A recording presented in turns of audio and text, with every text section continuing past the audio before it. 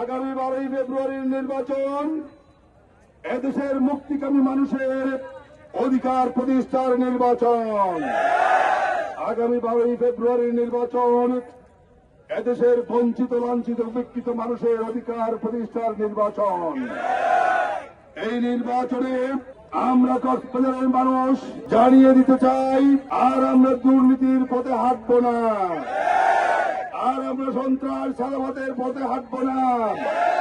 এই কক্সবাজারের মানুষ শান্তি চাই, কল্যাণ চাই, নিরাপত্তা চাই, দেশ এবং জনগণের উন্নতি চাই।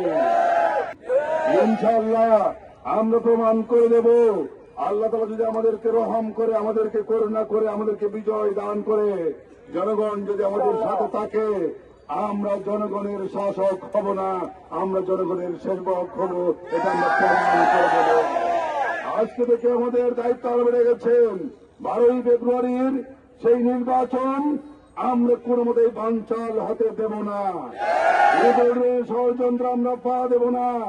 ষড়যন্ত্রকারী চক্রান্তকারীদেরকে আমরা হুঁশিয়ার করে বলতে চাই, জনগণের রায় নিয়ে ছিনিমিনি খেলবেন না। জনগণের রায়কে মেনে নেওয়ার জন্য মানসিকতা তৈরি করুন। প্রশাসনের উদ্দেশ্যে বলতে চাই, লেভেল প্লেইং ফিল্ড আমরা দেখতে চাই। জাতি অনেকবার নির্বাচনে ভোট দিতে পারে নাই।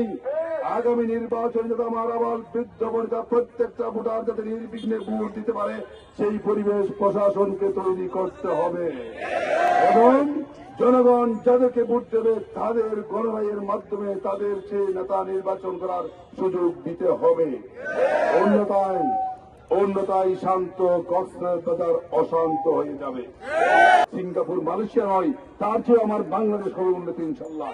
আমাদের ভবিষ্যৎ প্রজন্ম বলবে, আমাদের দাদারা আমাদের বাবারাও পেরেছিল একটি বাংলাদেশ গড়তে, যেই বাংলাদেশে সম্পূর্ণ দুর্নীতি মুক্ত হবে, যে বাংলাদেশ সম্পূর্ণ ছাত্রাবাস মুক্ত হবে, যে বাংলাদেশ সম্পূর্ণ সন্ত্রাস এবং ঘুষ মুক্ত হবে।